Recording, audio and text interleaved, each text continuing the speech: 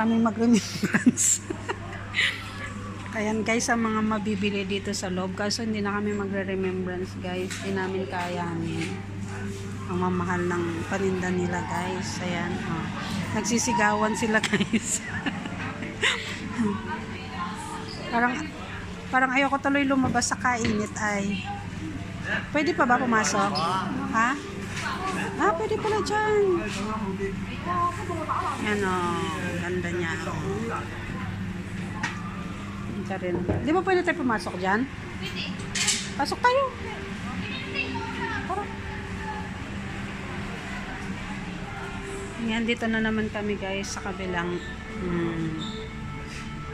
Yay! Salamat naman kay Lord at nagkaroon ako ng kasama guys. Ayan. Pak! Ang ganda!